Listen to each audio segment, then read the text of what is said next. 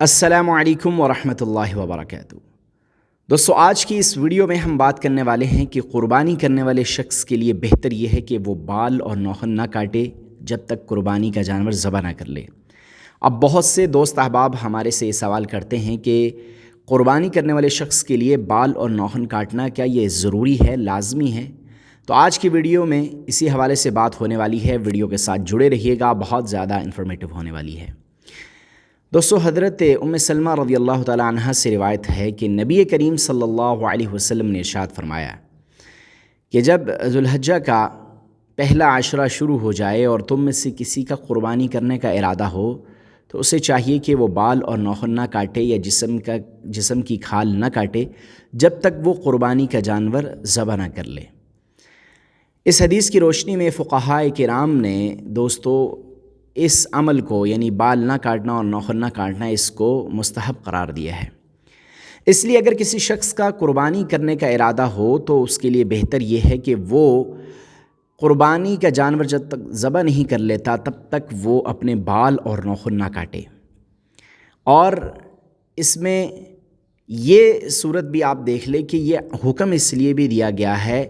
کہ اس میں جو دیگر حجاج کرام ہیں، جو بیت اللہ کا حج کرنے والے ہیں، ان سے بھی مشابہت ہوتی ہے، اور پھر اللہ رب العزت کی ذات سے امید ہے کہ جب اللہ کی رحمت ان حجاج بیت اللہ پر پڑے گی تو اس کا کچھ حصہ اللہ تعالی ہمیں بھی عطا کر دیں گے، اور اگر ہم اس مستحب عمل کے اوپر عمل پیرا ہو جاتے ہیں تو اللہ کی ذات سے امید ہے کہ اجر میں ہم بھی شامل ہو جائیں گے۔ اسی طرح جو لوگ قربانی نہیں کر رہے، جن پر قربانی فرض نہیں ہے، اگر وہ بھی اس مستحب عمل کو کرنے کی نیت کر لیں اور قربانی کرنے والوں کی طرح بال اور ناخن نہ کاٹیں، اور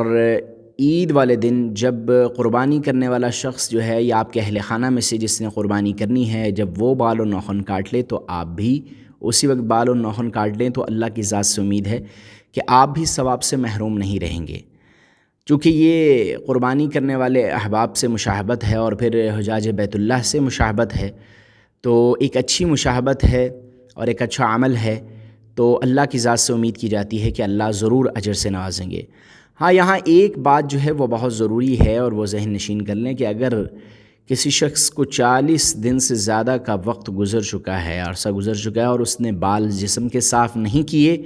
یا اس نے ناخن نہیں کاٹے، تو اس کے لیے ضروری ہے کہ وہ جسم کے بال صاف کرے اور ناخن کاٹے۔ اب یہ استحباب کا عمل جو ہے، اس پر عمل کرنا اس کے لیے ضروری نہیں ہے، کیونکہ اب شریعت کا دوسرا حکم متوجہ ہے، اور وہ یہ ہے کہ پہلے اپنے جسم کے زائد بالوں کو، چونکہ 40 دن سے اوپر کا وقت ہو گیا ہے، وہ صاف کر لے اور ناخن کاٹ لے۔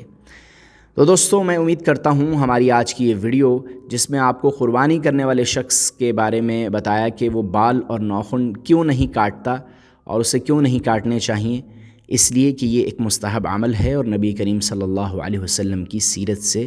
اور عمل سے یہ چیز ہمیں ملتی ہے۔ امید کرتے ہیں ہماری آج کی ویڈیو آپ کو پسند آئی ہوگی۔ ویڈیو پسند آئی ہے تو اس کو لائک کر دیں، چینل پر نئے ہیں تو چینل کو سبسکرائب کر دیں۔ ملتے ہیں اس طرح کی ایک اور انفارمیٹیو ویڈیو میں۔ اللہ حافظ۔